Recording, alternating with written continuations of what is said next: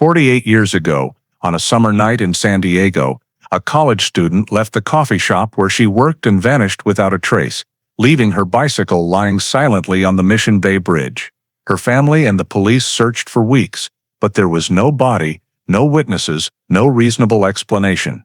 The case quickly faded into obscurity, filed under missing undetermined, like hundreds of others in the 1970s. Yet, 40 years later, when a young investigator reopened the old evidence locker, she uncovered a small detail overlooked by the previous generation.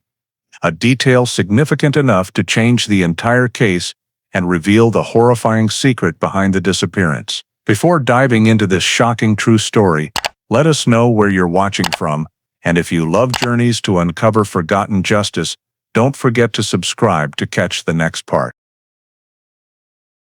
In the summer of 1977, Mission Beach, San Diego, was bathed in neon lights and the humid scent of the sea. It was a time when the city was at the peak of its vibrant 1970s era. Convertibles cruised down the boulevard, disco music poured from beachfront bars, and tourists crowded the narrow walkways. At the corner of Ventura Place, a small coffee shop called the Sand Dollar stayed open late, a familiar hangout for dock workers, students, and locals. Lisa Morante, a 22-year-old student at San Diego State University, had been working the evening shift there for nearly a year. She was meticulous, always logging her hours, finishing her shift on time, and returning to the apartment she shared with a friend in Pacific Beach. That night, toward closing time, a few lingering customers remained. Lisa cleaned the counter, wiped tables, counted her tips, and hung up her apron. She put on a light jacket, slung a canvas bag over her shoulder, and said goodbye before leaving. Outside, the wind from the bay blew strong, carrying the smell of engine oil and sea salt. She guided her silver bicycle across the small street, the dim streetlights casting shadows on the wet sand. Along the beachfront, a few people noticed her passing, her long hair flowing behind her, car headlights glinting off her bike. She was headed toward the Mission Bay Bridge, a short but quiet road at night. After that, no one saw Lisa again. Her apartment remained lit, waiting, with her bed neatly made, an open notebook, and an unwashed coffee mug from the afternoon still on the table. Her roommate stayed up all night, calling the coffee shop and Lisa's friends, but no one knew where she was. By morning, worry turned to real fear. Her family in Los Angeles got the news and immediately drove to San Diego.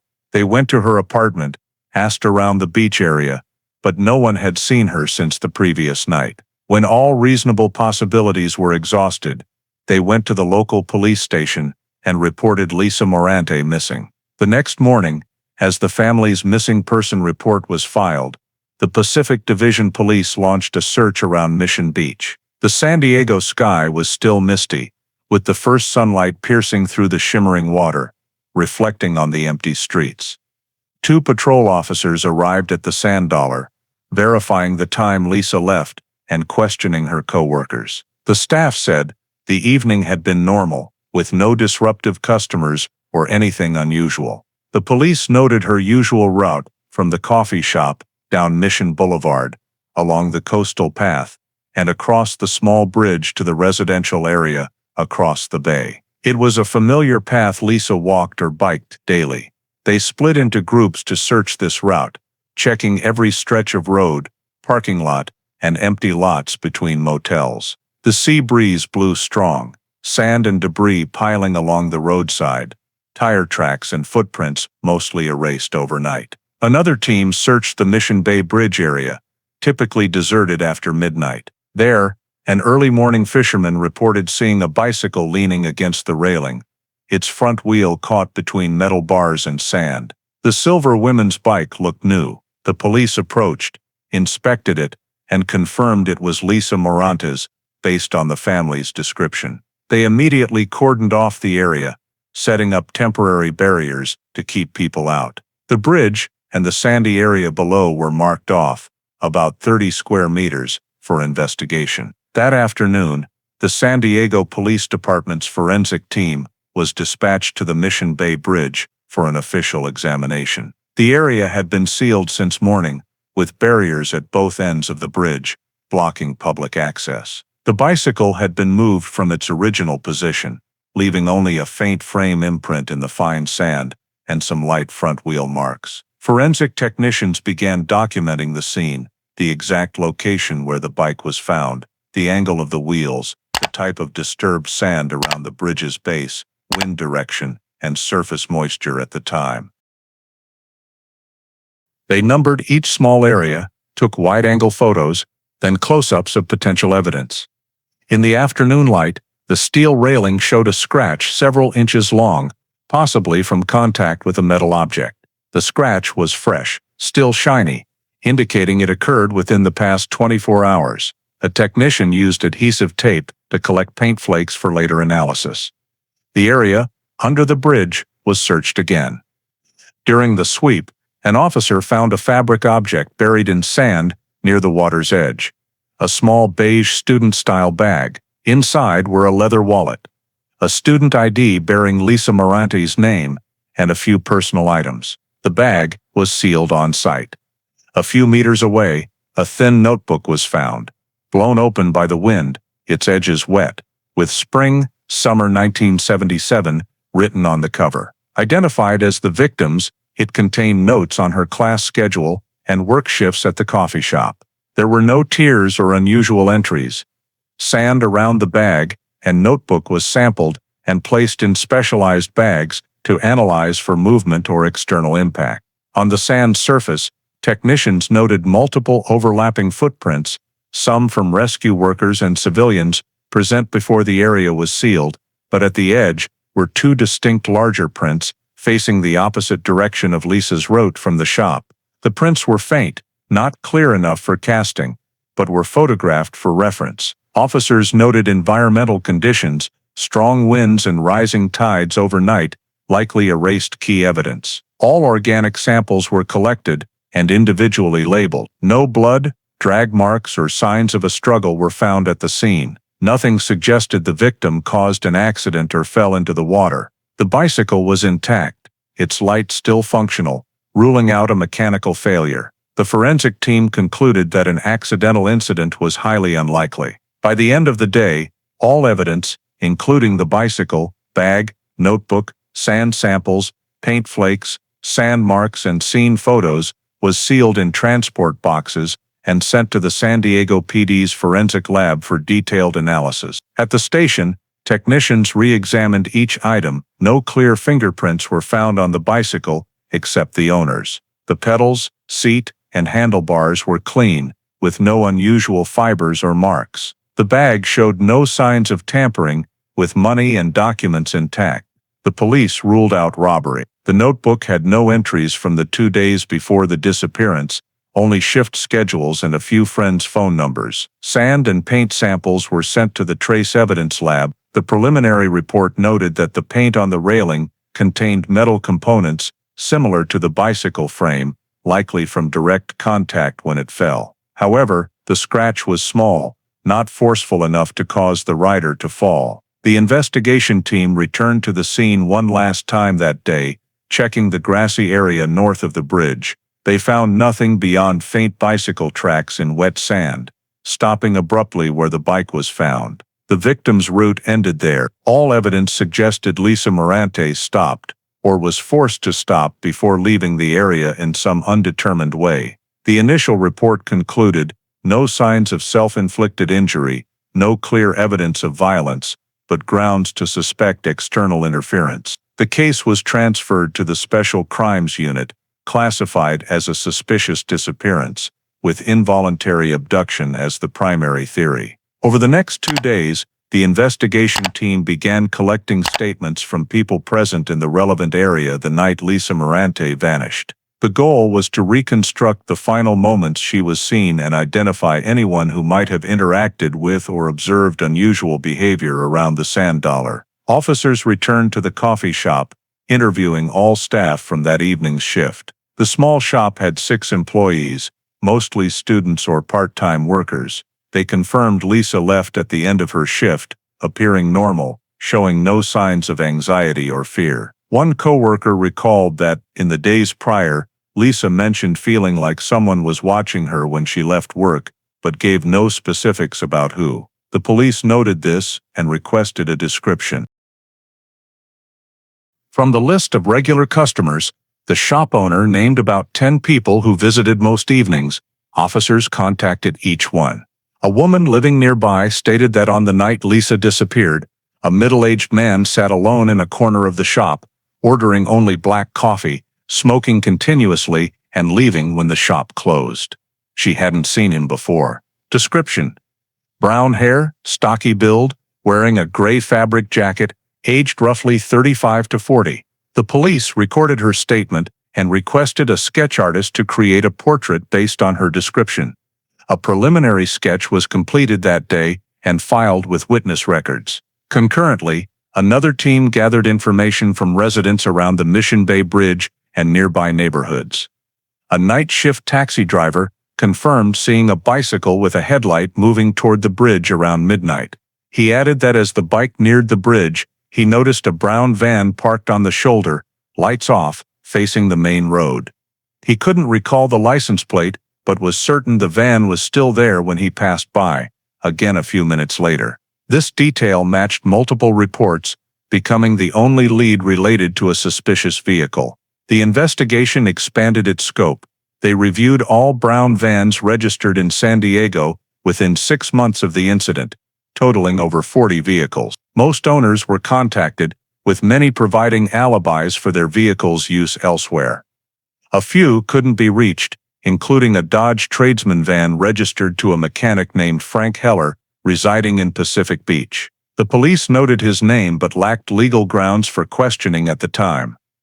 At the station, officers mapped Lisa's route based on statements from the Sand Dollar to the Mission Bay Bridge, about 800 meters, taking roughly 5 minutes by bike. They marked dimly lit areas, sections without streetlights, and stretches without homes, with the bridge being the least trafficked after 10 p.m. From this, they identified the likely point of contact, the turn from the main road to the bridge, where visibility was obstructed by trees and a broken streetlight. After 48 hours and dozens of interviews, no one had witnessed Lisa being taken or attacked. There were no signs of conflict at the shop, and no one recalled her speaking or arguing with anyone. Some witnesses reported hearing a van's engine in the night, but none could confirm the exact time. The police compiled all data, mapping Lisa's movements and those present in the area. All timelines and locations converged on one gap, the bridge where the bicycle was found. The investigation team's preliminary report stated, no direct witnesses observed criminal activity, no evidence of an accident, robbery or voluntary departure was found. All physical and witness evidence points to the Mission Bay Bridge. The most likely hypothesis is that the victim was stopped or approached by a vehicle during transit, likely a van. The report was sent to superiors with a request to expand the search under the theory of possible abduction. Sketches and van descriptions were distributed to all city police stations. Though no concrete evidence existed, these initial findings laid the groundwork for the belief that Lisa Morante's disappearance was not random. As witness reports were compiled, the investigation shifted to reviewing individuals with criminal records in the Mission Bay and Pacific Beach areas. They obtained a list of 8 men arrested for harassment, petty theft, or disorderly conduct around beachfront bars in the past 2 years. The list, drawn from San Diego PD records, included 3 men still under supervision, 4 who had left the state, and 1 working at a mechanic shop less than 2 miles from the scene, Frank Heller. Heller, 27,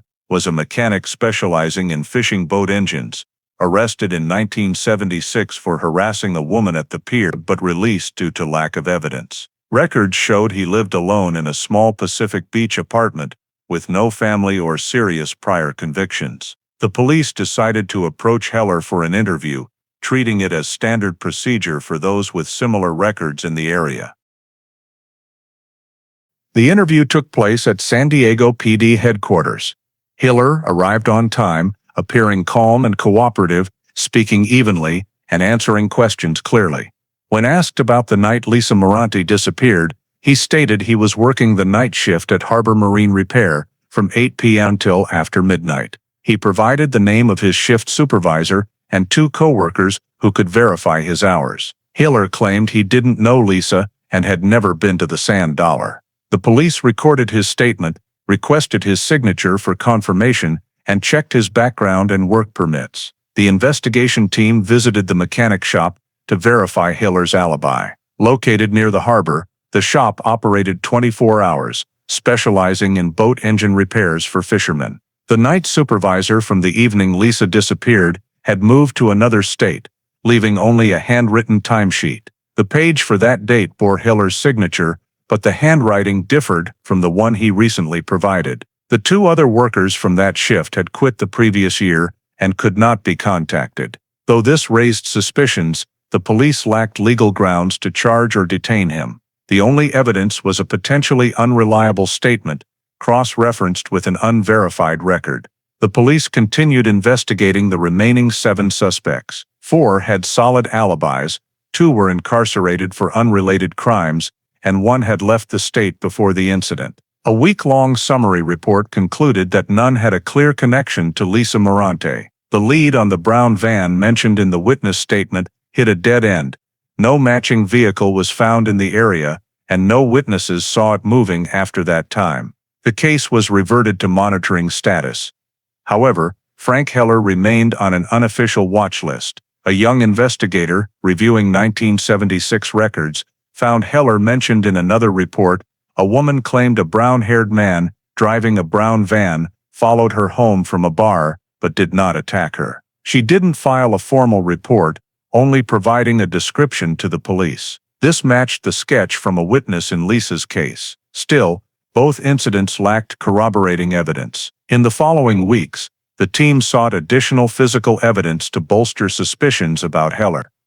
They re-examined the scene, resampling paint from the bridge railing and comparing it to paint from Dodge vans of the same year. Analysis showed similar color and chemical composition, but it wasn't distinctive enough to confirm a match, as the paint was used on thousands of vehicles. No fingerprints, foreign fibers, or details directly linked Heller to the scene. After 2 months without progress, the police scaled back the investigation. Heller's file was included in the case appendix, marked potential suspect, unverified alibi. The official investigation was suspended. The task force was reassigned, with 1 officer maintaining periodic contact with the Morante family. The final report that year stated briefly, "No direct physical evidence, all witnesses are indirect or vague.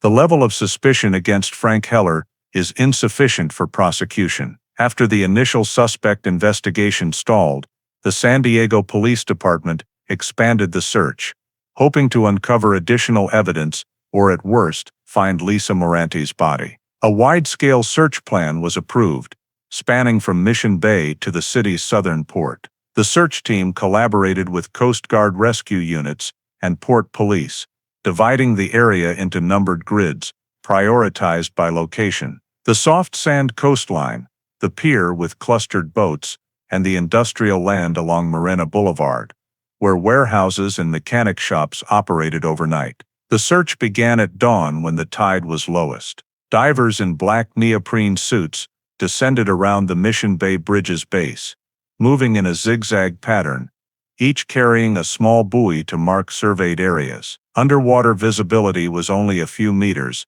with dim light complicating the task. After 3 hours, the first group surfaced, finding only driftwood and a rusted metal frame, nothing resembling a body or clothing. A technical team used old sonar on a small boat to scan the bay's bottom. The device showed only vague shapes, mostly rocks or discarded boat parts. On shore, another team used metal detectors along the sand, hoping to find personal items. They recovered a few coins, a rusted iron ring, and a button fragment, all unrelated. Suspicious objects were marked, photographed, and sent for storage, but checks ruled them out. At the pier, fishermen were questioned, but none saw anything unusual the night Lisa vanished. Some reported hearing a small truck engine crossing the bridge around midnight, but no one recalled a license plate or direction. After the coastline yielded no results, the search shifted to the dry land north of Mission Bay, where abandoned warehouses and overgrown grass lots stood.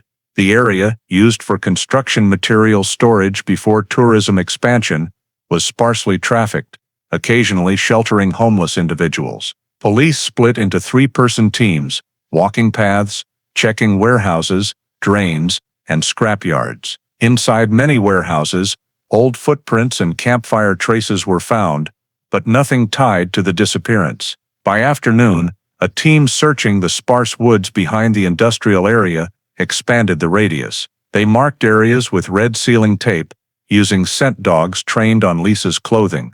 The dogs reacted at a few spots, but checks revealed only trash and animal remains, no disturbed soil or human decomposition. After 3 days, over 10 square kilometers were thoroughly searched, from the Mission Bay Bridge to the old docks, with no new findings. A preliminary report to the commander stated, "No body found, no additional evidence, no clear signs of a crime." Still, the team wasn't ready to stop. They requested deeper sonar scans in the waters between the bridge and a small port. This scan detected a large object under mud, over 20 meters from shore. Divers investigated, but it was only an old iron frame covered in seaweed, possibly from a former pontoon bridge. Theories of Lisa falling or being swept into the water were ruled out. Meanwhile, the team revisited the mechanic shop where Heller worked, inspecting the surrounding land. They measured and checked drainage systems, parking areas, and the material storage yard behind. The lot extended to a railway, with hidden corners and old storage compartments. All bunkers were opened, revealing only broken equipment and empty crates. The search ended quietly. By the second week's end, the police held a summary meeting. All witness, evidence, and search data were reorganized. The lead officer concluded, no traces of a crime, no evidence of the victim's life or death. The case was reclassified as missing person, no body. The file was transferred to the Standing Investigation Unit, awaiting new leads. After the expanded search yielded no results, all evidence from the Mission Bay Bridge scene was sent to the San Diego Police Department's forensic lab for a final analysis before ending the active investigation phase. On the examination table, Lisa Morante's few belongings were neatly arranged: the silver bicycle, small bag, notebook, broken necklace, a silver ring engraved with LM, and a small bag of hair and fabric samples from the scene. Forensic technicians followed standard procedures of the time: visual inspection, photography, measurements, material comparison, and checking for anomalies. The hair sample was examined under an optical microscope. The long, dark brown strands had smooth ends, not broken by force. No hairs differed in color or thickness to suggest a second person. Technicians noted no signs of forceful pulling, likely naturally shed. This reduced the likelihood of a struggle at the scene. The fabric sample from the bike's wheel was analyzed next. Under strong light, the small dark gray synthetic fragment matched common mechanics jacket material, but in 1977, this wasn't specific enough to identify a source or individual. The silver necklace was gently cleaned to inspect the break. The clasp was separated, with no signs of forceful pulling or bending. Forensics concluded, break due to wear or light impact, not a struggle. However, this was noted, as the necklace was found 5 meters from the bike, suggesting Lisa may have moved briefly before vanishing. The silver ring with LM engraving drew attention. The inscription was clear, but a long scratch was inside the band. Technicians tried for fingerprints, but the oxidized, smooth silver yielded none. All items were dusted with carbon powder, but results were negative. At the time, forensic biological identification tools were limited. DNA analysis didn't exist. Blood, hair, or fabric identification relied on microscopic observation, basic chemical tests, or material comparisons. The 8-page forensic report concluded, no blood, usable fingerprints, or biological evidence indicating violence at the scene. The lab recommended sealing and storing the evidence for potential future technologies.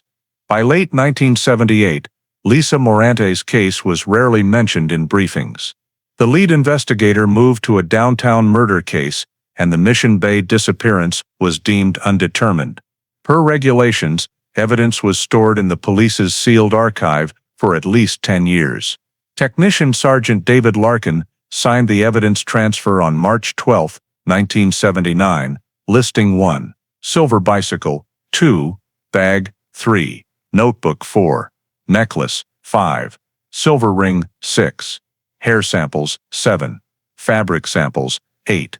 Scene photos and soil samples, all were sealed in a wooden crate with specialized tape, labeled #77-1849, El Morante.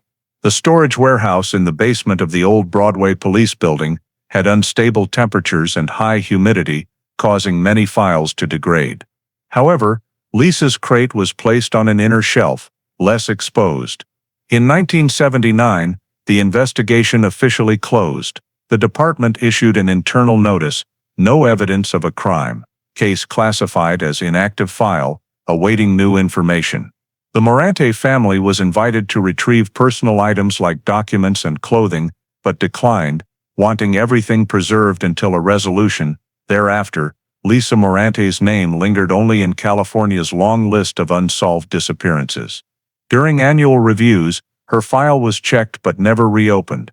In the 1980s, when DNA technology emerged in Europe, San Diego PD lacked the resources to adopt it.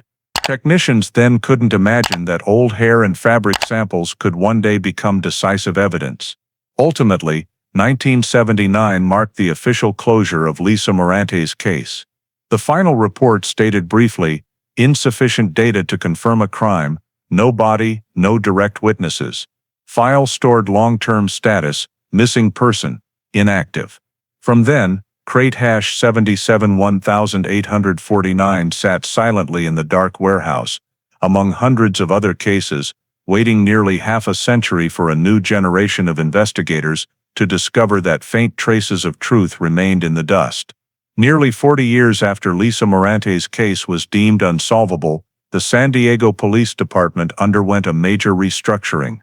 In 2019, to leverage new forensic technology, the Cold Case Unit was established, tasked with reviewing old cases, especially missing persons or no-body homicides. The unit's headquarters was in the old Front Street building, once the storage site for evidence and case files since the 1950s. Detective Claire Thompson, 36, was transferred from criminal investigations to the Cold Case Unit. One of the youngest investigators in the department, she had experience in forensic data analysis and genetic DNA testing, a new field being trialed by the California Department of Justice. Her first-year task was to review all unsolved cases from the 1970s, 1980s, assessing which had enough evidence for reanalysis with modern technology. Initially, Claire and her team worked in a room filled with hundreds of wooden crates and metal boxes, each labeled with a case number. She checked faded labels, verifying sealing records, and evidence inventories. Most files were damaged, papers rotted, seals peeled, and evidence lost or scientifically useless. But one February afternoon, while scanning shelf 47, Claire found an old wooden crate, still bearing its red seal, handwritten with #77-1849, El Morante. The markings and notes indicated it was sealed in 1979 and never reopened. Claire noted the case number, checked the digital database, and found Lisa Morante's case listed as missing person no body, with no updates since 1979. The investigation report was a mere 12 pages, concluding, insufficient evidence of a crime, stored long-term. She verified the seal, noting the intact tape and clear signature of Sergeant David Larkin. Per protocol, she filed a request to open the crate under her supervisor's oversight. Inside, the evidence was packaged in numbered paper bags and envelopes. The small bag, notebook, necklace, silver ring with LM, hair samples, fabric samples, scene photos, and a small soil sample from the bicycle's location. Despite over 40 years, the items were relatively intact, preserved in dry, low-light conditions. Claire quickly recognized this as a rare case with enough material for genetic testing, an impossibility in the 1970s. Claire submitted a proposal report to the Cold Case Unit commander, outlining the potential for DNA extraction from the evidence. Hair samples and personal contact items may contain epithelial cells. Recommend sending to a modern forensic lab for touch DNA and genetic genealogy analysis. The report was approved within the week. This was part of a pilot project in collaboration with the San Diego County Forensic Lab, funded by the National Justice Foundation, to support investigations of old missing persons cases. Before transferring the evidence, Claire created a digital case file, digitizing all old documents, scene reports, photographs, witness statements, and route maps. All data was entered into the cold case database, tagged with a QR code to track analysis progress. She paid special attention to the silver ring, a small item that could hold the key to reopening the case. Based on forensic experts' experience, the inner surface of metal jewelry often retains minute skin cell traces, nearly invisible to the naked eye, but sufficient for modern genetic testing. In late March 2019, with all paperwork completed, the evidence from Lisa Morante's case was resealed and sent to the San Diego Forensic Lab for analysis. After over 40 years in storage, it was the first time these items were brought back into the lab's light. Lead analyst Dr. Lauren Jeffries, along with 2 forensic technicians, began the process of cleaning and extracting samples per modern standards. The initial goal was to test for touch DNA, a technique capable of extracting genetic traces from tiny amounts of epithelial cells on personal items. From the old evidence, they selected 2 items with the highest potential for DNA retention: the silver ring engraved with LM and the soft leather handle of Lisa's bag. The unsealing was conducted in a clean room. Each item was processed separately to avoid cross-contamination. The ring's inner surface was gently swabbed with a specialized cotton bud, then treated with an enzyme solution to release DNA. For the bag, the team cut a small piece from the leather handle, separated the fibers, and performed centrifugation to extract samples. New generation PCR equipment successfully amplified 2 DNA sequences long enough for identification. 3 days later, a preliminary report was sent to the cold case unit. The first sample confirmed Lisa Morante's DNA, while the second was an unknown male DNA sequence, not matching the victim or related personnel. This result immediately drew the team's attention. Claire Thompson requested a second cross-check to rule out lab contamination. The repeat analysis yielded the same result, with a random match probability of only 1 in 100 million. This meant the male DNA on the evidence was real and had been present since 1977. The forensic team compared it to the federal CODIS database, which stores DNA from arrested or convicted individuals. After 3 days, the system returned no match found. No profile in the national database matched the DNA from Lisa's evidence. Faced with this, Claire proposed using genetic genealogy, comparing the DNA to public databases voluntarily submitted by individuals via the GED Match platform. The proposal was approved by the district prosecutor, as this was a long-standing missing person case with potential criminal elements. The DNA sample was encoded and uploaded to GED Match as an SNP sequence. 2 weeks later, the results showed a third-degree familial match with a man named Heller living in Arizona, who had submitted his DNA in 2016. When this result reached the cold case unit, Claire immediately reviewed the original suspect list. Frank Heller's name appeared in the 1977 file as one of 8 initial suspects. Records noted he lived in Pacific Beach, 1.4 miles from the scene, and worked at a mechanic shop near the port. At the time, Heller was 27. From the genealogical data, GED Match experts constructed a preliminary Heller family tree with 3 main branches, one of which migrated from San Diego to Arizona in the late 1980s. Cross-referencing timelines, the information aligned perfectly. The individual likely responsible for the DNA was Frank Heller, born in 1950, now 72 years old. To verify, Claire requested access to civil records. State databases showed Heller left San Diego in 1982, then settled in Oceanside, a coastal town about 35 miles from downtown San Diego. He owned a small auto repair shop, lived with his second wife, and had no arrests since 1976. His latest driver's license photo showed silver hair, but his build matched the 1977 witness description: medium stature, deep-set eyes, thick eyebrows. This finding was included in an internal investigation report. Claire presented to the cold case unit that the genetic link of the unknown DNA to the Heller family has a 23.6% match, sufficient to confirm a close familial relationship. To strengthen the case,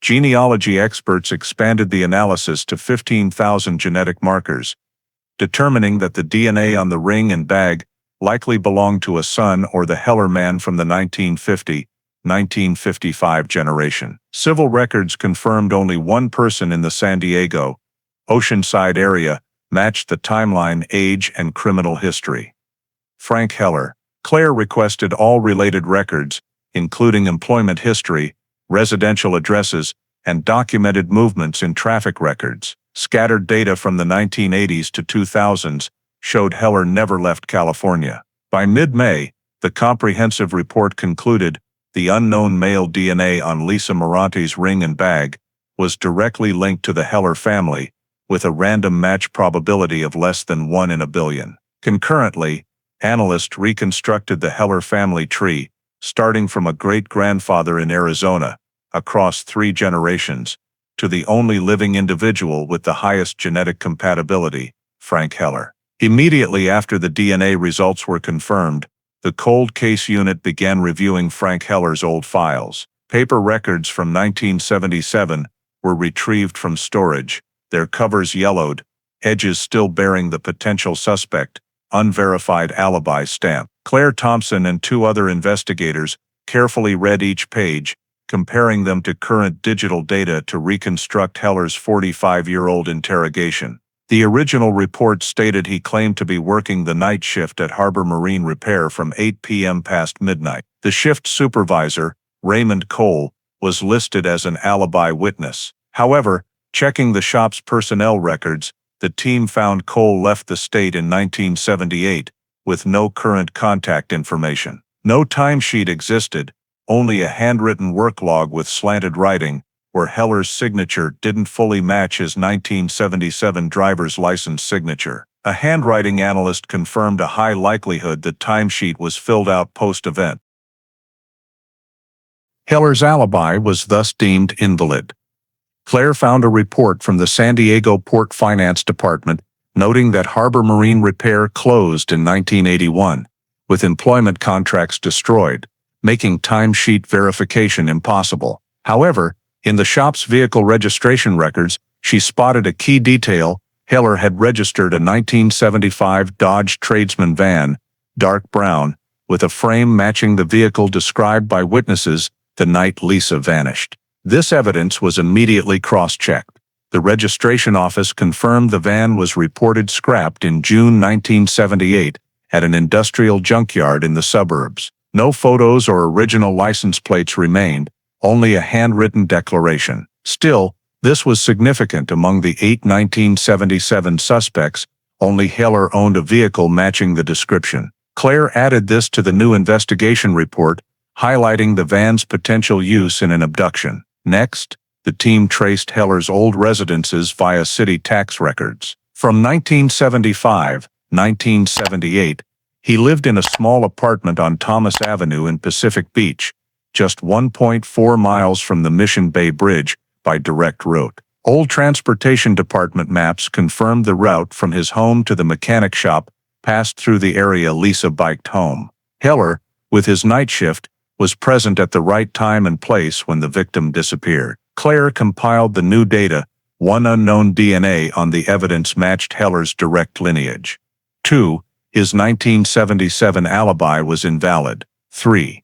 His personal vehicle matched the suspicious van description. 4. His residence was 1.4 miles from the scene. The investigation team agreed the level of suspicion warranted formal surveillance. The report was sent to the San Diego District Attorney's Office with a request for a surveillance warrant.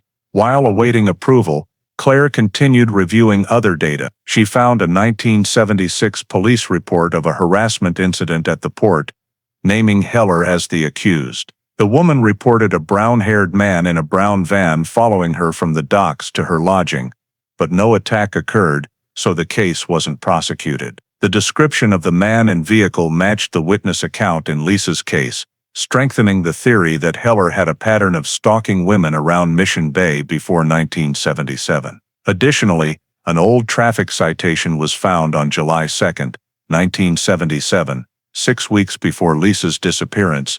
Heller was stopped for illegal parking near Mission Point Park, less than a mile from the Mission Bay Bridge. This placed him in the area more frequently than his initial statement suggested. Claire requested the technical team to reconstruct a movement map based on geographic data and average travel times. The completed map showed the route from Heller's home to the shop intersected with Lisa's disappearance point at the bridge, exactly where the bicycle was found. With all pieces in place, the cold case unit finalized the surveillance warrant application. On June 7, 2021, the district court approved a 90-day covert surveillance order, allowing indirect DNA collection and daily activity monitoring. From this point, Frank Heller, once a minor name in the 1977 records, was officially designated the primary suspect in Lisa Morante's disappearance. Immediately after the court approved the surveillance warrant, the San Diego Police Department's cold case unit began tracking Frank Heller. The surveillance team of 4 split into 2 shifts, using unmarked civilian vehicles to observe his daily activities. All movements, contacts, and routines were documented with photos and time logs. For the first 2 weeks, Heller appeared entirely normal. He opened his Oceanside auto repair garage at 7 a.m., handled small customers, fixed engines, and changed oil. At noon, he often drove to a small coffee shop on Pacific Coast Highway, sat alone, read the paper, and smoked. In the afternoon, he returned to his nearby apartment. He showed no signs of anxiety or awareness of being watched. Still, Claire Thompson noted his habits reflected an isolated lifestyle with minimal social interaction or close family ties. The first opportunity for DNA collection came in the 3rd week. Officer David Kent reported that Heller regularly bought takeout coffee at Bay Roast, sat for about 10 minutes, then discarded the paper cup in an outdoor bin. Kent covertly collected the cup after Heller left, sealing it in a sterile evidence bag and documenting it on site. The cup and straw were sent to the San Diego Forensic Lab for DNA analysis. 3 days later, preliminary results showed the DNA extracted from the cup's rim was male, with enough 20 loci for comparison. When matched against the unknown DNA on Lisa Morante's ring and bag, the result was a 99.9998% match, an absolute forensic standard. The lab sent an official report to the cold case unit. No discrepancies between Frank Heller's indirect DNA sample and the DNA from the 1977 Lisa Morante evidence. Claire cautiously verified again. She requested a second test to ensure no contamination during collection. The forensic team extracted a sample from a cigarette butt Heller discarded outside his garage. The second test confirmed the same genetic sequence, fully matching the original. With 2 independent confirmations, the team had solid grounds that the DNA on the evidence was Heller's. An urgent internal meeting was held in the cold case unit. On the screen, Claire presented the evidence chain: direct DNA match, movement history, matching vehicle description, proximity of residence to the scene, and prior criminal record. Her conclusion was clear: we have confirmed the suspect's identity and undeniable scientific evidence. I recommend preparing a preliminary prosecution file and requesting an arrest warrant. The unit commander agreed that day, notifying the district attorney's office to prepare for prosecution. Within 48 hours, the team completed a report over 100 pages, including all DNA test results, surveillance history, photographs, and geographic maps linking Heller's home, garage, and the Mission Bay scene. After review, the district attorney's office signed a temporary arrest warrant and a search warrant for Heller's residence, requesting the cold case unit to coordinate with the violent crimes team for execution. March 2, 2022, was chosen as the day of action. Early that morning, the San Diego Police Department, in coordination with the cold case unit, surrounded Heller's small oceanside home before dawn. As Heller stepped out to open his garage, 3 officers approached, clearly reading the arrest warrant and Miranda rights. He showed no resistance, only a brief moment of surprise before remaining silent. After being handcuffed, he was escorted to a specialized vehicle parked at the end of the street. Meanwhile, the forensic team began searching his residence under a court-approved warrant. Heller's single-story house was small, dusty, and filled with old items. The living room was cluttered with mechanic tools, the coffee table stacked with old local newspapers, many reporting unsolved crimes. 2 faded framed photos hung on the wall, showing a younger Heller and scenes of the San Diego harbor from the 1970s. The police recorded the entire search. In the bedroom, under a wooden drawer, they found an old Polaroid album, its cover cracked and thick with dust. Inside were over 20 faded photos of women at coffee shops and beaches. One showed a young brunette standing by the sand dollar sign. Comparing it to archived photos, Claire confirmed it was Lisa Morante, taken at her workplace. The photo was unpublished and absent from family records, indicating Heller had secretly observed or photographed the victim before her disappearance. The album was immediately sealed. Continuing the search in the back storage room, the forensic team found a gray fabric jacket in a metal cabinet, styled like 1970s mechanic workwear. The sleeves and collar bore old grease stains. Using specialized tweezers, technicians recovered a long brown hair caught in the stitching. The hair was placed in a glass tube, sealed and labeled on site. Lab analysis later confirmed the hair carried Lisa Morante's DNA, fully matching the archived sample. This was the first direct physical link between Heller and the victim. In the garage, police inspected Heller's old shoe rack. A pair of brown leather shoes with dried mud on the soles was collected for testing. Soil analysis later confirmed the mud's mineral content, moisture, and sand traces matched the 1977 Mission Bay Bridge soil samples, distinctive beach sand soil not found in Oceanside. This confirmed the shoes had been at the original scene, strengthening the case against Heller. At the time of his arrest, Heller remained calm. When informed of his right to silence and an attorney, he only nodded. On the way to the station, he said nothing except a brief question. "How long did it take you to find me?" before staring out the window. The question was noted in the detention report. On the morning of March 3, 2022, Frank Heller's formal interrogation took place in Interview Room 4 at the San Diego Police Department. The small room held 3 people: Heller, investigator Claire Thompson, and District Prosecutor James Rudd. A camera in the corner recorded the session. Heller sat upright, hands on the table, face nearly expressionless. After confirming the presence of his defense attorney, Claire began by presenting the evidence sequentially. On a screen opposite, she displayed the silver ring engraved with LM, both DNA results showing a 99.9998% match with Heller's sample. The hair found in the old jacket, soil on the shoes, matching the Mission Bay Bridge, and the Polaroid of Lisa at the sand dollar. Each image was shown slowly, accompanied by case numbers and forensic technician signatures. Claire didn't ask questions immediately. She said only, "You know we didn't find you by chance. Everything points to one person." Heller stayed silent, eyes on the table, fingers tapping lightly. Prosecutor Rudd spoke calmly.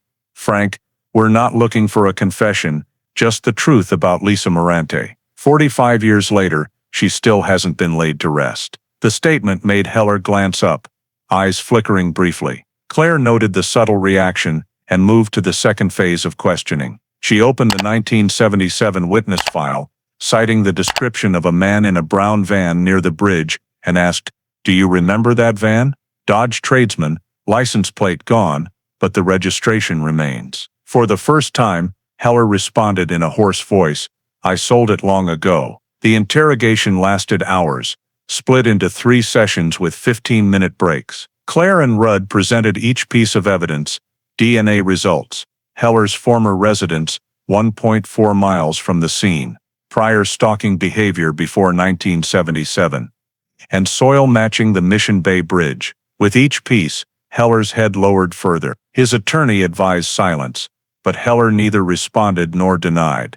In the 8th hour, Rudd said directly, "We can't bring Lisa back, but you can tell us where she is. The rest is for the court to decide." The room fell silent for over a minute. Then Heller whispered, almost inaudibly, "No one would find that place." Claire stopped writing, leaning forward.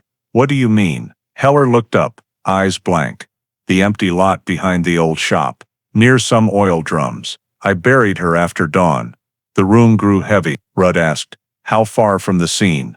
Heller replied, "About 2 miles along the river." The statement was recorded, signed, and documented on site. Immediately after, Claire left to request an urgent search warrant for the area Heller described, an abandoned industrial lot south of Mission Bay. That afternoon, the crime scene team, forensics and search unit deployed to the location. The lot, behind dilapidated warehouses, was overgrown with weeds. Per Heller's description, the burial site was near 2 old oil drums and a broken utility pole. Forensics used metal detectors and ground-penetrating radar. After nearly 2 hours, the radar showed an anomaly, a reflective area about 70 centimeters deep, roughly 1 square meter. Technicians began digging manually, carefully removing soil layers. At half a meter, they found a thin blue fabric. Expanding the pit revealed human skeletal remains, mixed with soil and a rusted metal bracelet.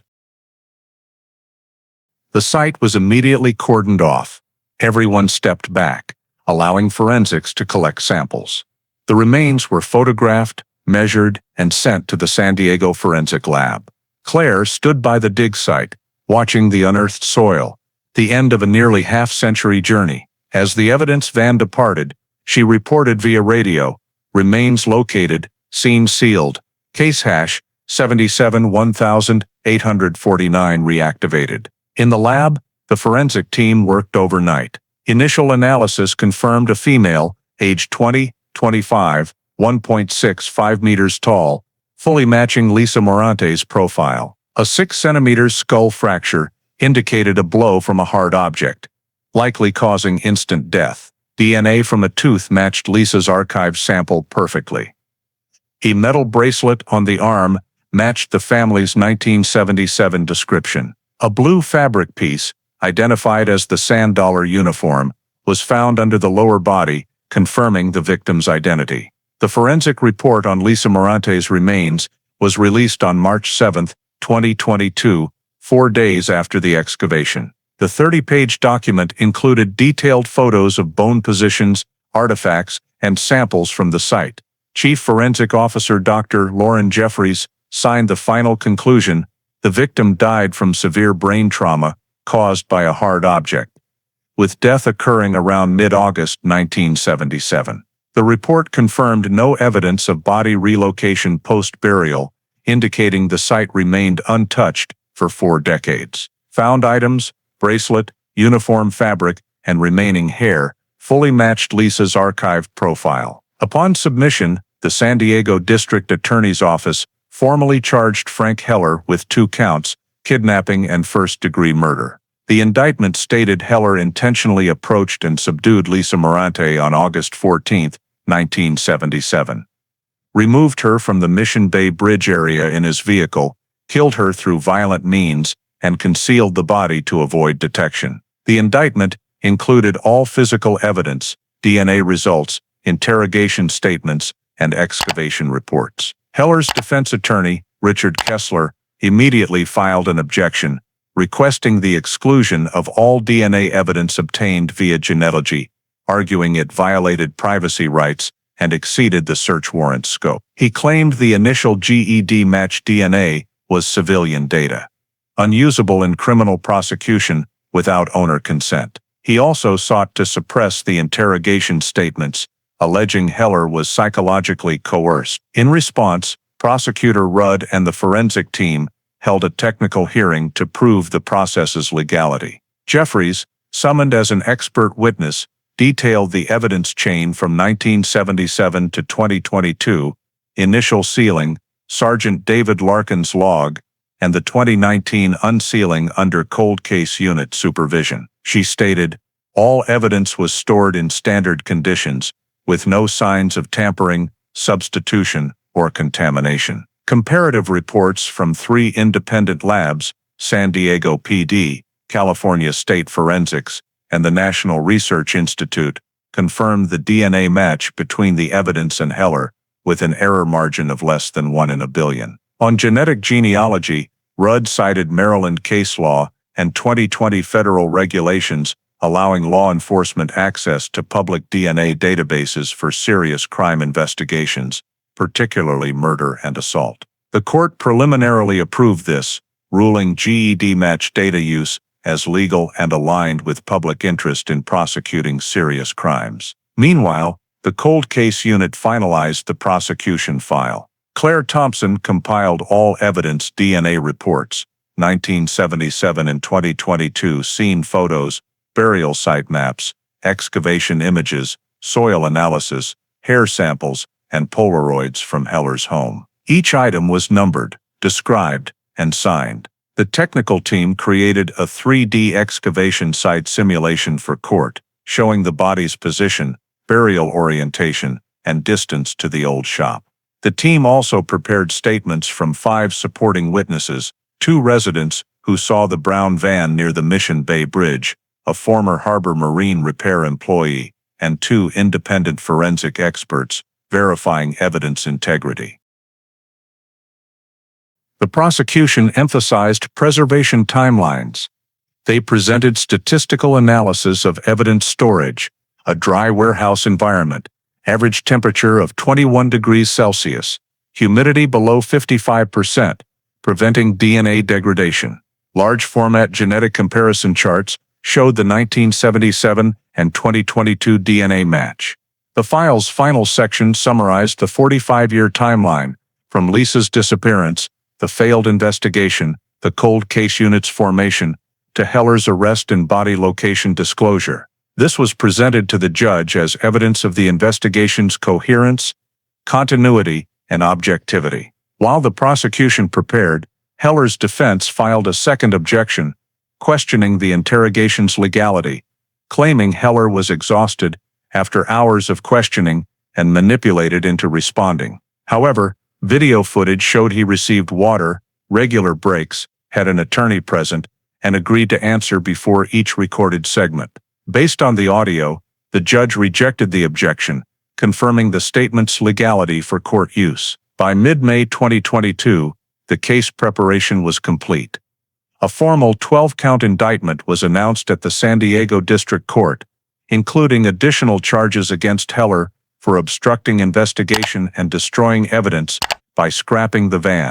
The indictment was made public, drawing local media attention. However, the police and prosecutor's office withheld technical details to avoid leaks before trial. The final pretrial hearing was held on June 20th. The district judge set the trial date for October 4, 2022, at the San Diego Central Courthouse. The witness and expert list was approved: Dr. Jeffries, Claire Thompson, Prosecutor Rudd, and 4 independent DNA experts. The defense could cross-examine but was barred from arguing technological error, as the court recognized current DNA technology as a national standard. At the end of the session, both parties signed to confirm the completion of the preparation phase. As Claire left the room, she held a file nearly half a foot thick, labeled in red, Case 77, 1849, Heller, F. Inside were all the data, images, and evidence that she and her team had spent 3 years recovering. Stepping down the courthouse steps, with the gentle bay breeze carrying a salty tang, Claire knew the investigation had reached its final stage. A case buried for nearly half a century would now be laid bare before justice. Frank Heller's trial began on the morning of October 4, 2022, in San Diego District Court, Room 6, presided over by Judge Marianne Ortega. The courtroom was packed with reporters and spectators, including members of the cold case unit, forensic representatives, and the Moranti family. After over 45 years, the once-forgotten disappearance was now being brought to justice. Prosecutor James Rudd, representing the district attorney's office, opened the proceedings with a summary of the investigation spanning 1977 to 2022. He presented clearly, outlining each milestone, Lisa Morante's disappearance on the night of August 14, 1977. The failed search. The case's closure in 1979, and its reopening in 2019, when the cold case unit found intact, sealed evidence. He pointed to a screen displaying old archival images, the silver bicycle leaning on the Mission Bay Bridge, yellowed reports. Then he moved to new evidence, touch DNA technology recovering genetic traces from the ring and bag, cross-referenced with the GED match database, leading to suspect Frank Heller. Each point was accompanied by photos, genetic charts, and verified forensic technician signatures. When the prosecution began presenting physical evidence, the courtroom fell nearly silent. A large screen showed the Polaroid album from Heller's home, including the secretly taken photo of Lisa at the Sand Dollar. Next was the old jacket with a hair matching the victim's DNA, and shoes with soil matching the Mission Bay Bridge samples. The final image was the excavation site, bracelet, uniform fabric, and a skull with a 6 centimeters fracture. The prosecutor spoke slowly. This is where time stopped, and where Frank Heller thought no one would ever look. The forensic team was called as the first witness. Dr. Lauren Jeffries confirmed the evidence preservation process from 1977 to re-examination, stating there was no tampering or contamination. She explained how modern DNA analysis extracted skin cells from a touch on the silver ring. On the screen, she displayed a chart comparing Heller's DNA to the evidence, 2 sequences matching perfectly across 23 markers, with an error margin of less than 1 in a billion. When questioned by the judge, Jeffries replied, "Science doesn't lie, and here his DNA is on the victim's belongings." The defense, led by attorney Richard Kessler, stood to object. He argued that his client was coerced during the March 3, 2022, interrogation, claiming Heller's mental state and age made him susceptible to manipulation. He requested the exclusion of the confession and excavation results, asserting the confession wasn't voluntary. He also argued that using GED match genealogy data violated privacy rights. The prosecution countered by playing the interrogation video. The screen showed Claire Thompson and Rudd facing Heller, with his attorney present, every question and reaction recorded. Heller confirmed his willingness to answer, received breaks, water, and the right to stop any time. After 9 hours, he voluntarily disclosed the burial location. Judge Ortega reviewed the 8-minute final segment and declared, "The court finds the defendant's statement voluntary and legal. Physical evidence, including DNA, Polaroids and excavation findings, is admitted as official evidence." The final arguments were tense. The prosecution concluded that the scientific evidence, voluntary confession and forensic results proved Heller's guilt in kidnapping and premeditated murder. The defense continued to focus on Heller's age and the passage of time, but every point was countered by the case file and data. In her closing statement, Claire Thompson took the stand, saying briefly, "Every piece of evidence is in its place, and all point to one thing. Frank Heller killed Lisa Morante." The 12-person jury left for deliberation at 3:10 p.m. Less than 2 hours later, they returned. The 4-person stood, holding the verdict sheet. The courtroom was silent as the judge read. On the first charge, kidnapping, the jury finds guilty. On the second charge, first-degree murder, the jury finds guilty. Heller sat still, showing no reaction. Judge Ortega delivered the final sentence, life imprisonment without parole. The sentence was recorded on site. As police escorted Heller out, the courtroom stood in silence. There were no cheers, only the quiet of justice served after 45 years of waiting. After the trial concluded and the life sentence without parole was pronounced, the San Diego Police Department's cold case unit completed the final stage of the Lisa Morante case. A seemingly simple administrative process executed with near-ceremonial precision. The evidence room was reopened one last time, where the team had spent countless hours over 4 years cross-referencing, analyzing, and reconstructing every detail. The central case items, silver ring with LM, hair, fabric, shoes, jacket, and Polaroid album, were laid out, photographed in digital format.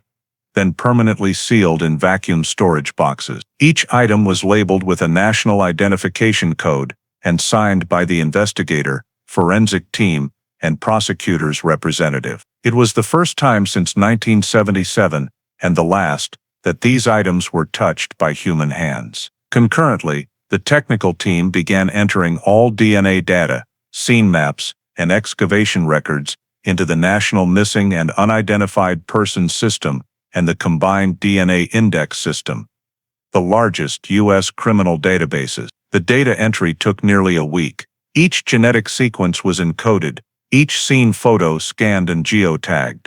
When complete, the system displayed a faint green note next to Lisa Morante's name: status, solved, body recovered. 45 years after her disappearance, her name finally moved from the missing persons list to the resolved cases list. After the technical work, Claire Thompson and Dr. Lauren Jeffries compiled the final 700-page report, consolidating all forensic documents, evidence, statements, and the verdict. The report was divided into 4 volumes. Initial Investigation, 1977, 1979. Case Reopening 2019-2022, Forensic Technology and Prosecution, and Operational Assessment. Each page included a QR code linking to a digital copy, ensuring long-term accessibility. In the introduction, Claire wrote, "From a forgotten evidence box in a dark storage room, this case has driven an entire field forward.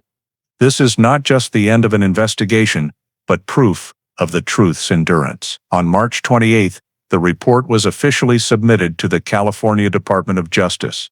An internal meeting was held at San Diego PD headquarters to announce the closure of case #77-1849.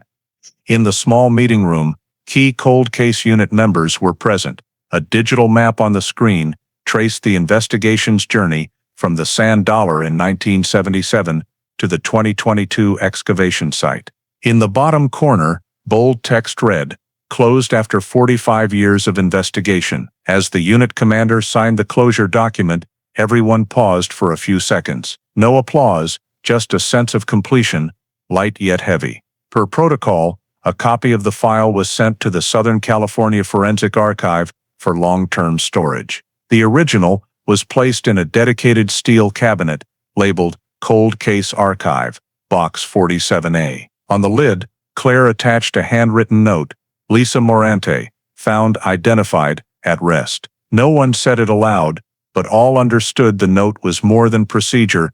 It marked the end of a 45-year pursuit and symbolized justice long delayed. In the following weeks, local media published summaries of the case. The San Diego Tribune called it a triumph of science and perseverance, while the Los Angeles Times noted it set a new statewide evidence preservation standard. The cold case unit declined interviews. In an internal email, Claire wrote to colleagues, "We didn't do this for fame. We did it to bring someone home." The California Department of Justice responded after 3 weeks, approving the report and sending an official commendation to the San Diego Police Department. The letter stated, "The Lisa Morante case exemplifies the value of evidence preservation and genetic science application. The investigation team's perseverance restored public faith in justice, no matter how much time has passed." A framed copy was hung in the cold case unit's hallway, next to a map of other unsolved cases. By May 2023, national database entry was complete. Lisa Morante's digital file displayed its final status: closed case, forensic genealogy, identified offender. A small note below read, May 17, 2023, 45 years after disappearance. With this, the case was officially closed in the U.S. justice system. That evening, Claire left the office late. She returned to the evidence room, where a replica of the LM silver ring in a glass case reflected dim light. She placed a copy of the solved, body recovered certificate on the table, signed her name in the bottom right, and folded it. No tasks remained for this case, only a completed file, sealed and stored. On June 1st, the San Diego Police Department held a brief press conference to announce the closure of the Lisa Morante case. The director read a statement: "After 45 years of investigation, we confirm the 1977 disappearance of student Lisa Morante has been resolved. Thanks to DNA technology and our investigators' efforts, justice has finally been served.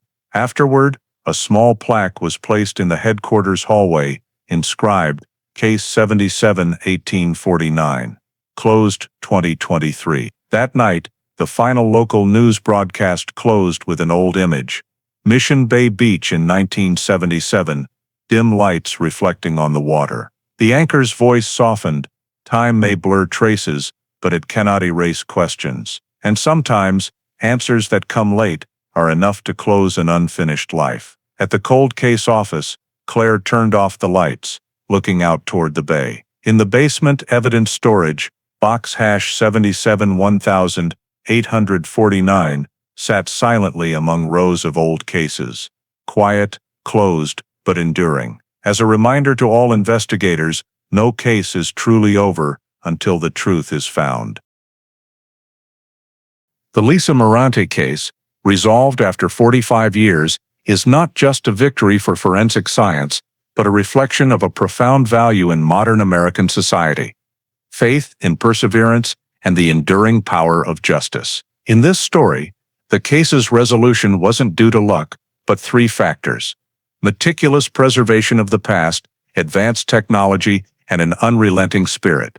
In 1977, San Diego police lacked tools to analyze DNA, and items like the silver ring or hair seemed useless. But careful preservation, a sergeant's small decision not to destroy evidence, paved the way for truth decades later. In today's world, Americans face similar challenges: how to value small details that seem insignificant but may shape the future. The story also shows the power of science combined with ethics. Genetic genealogy only has meaning when used justly, transparently, and for humanity. In an era where personal data and privacy are major issues, the Lisa Morante case reminds us that technology's value lies in its humane application. Finally, Claire Thompson and the Cold Case Unit's journey proves that justice delayed is not justice denied.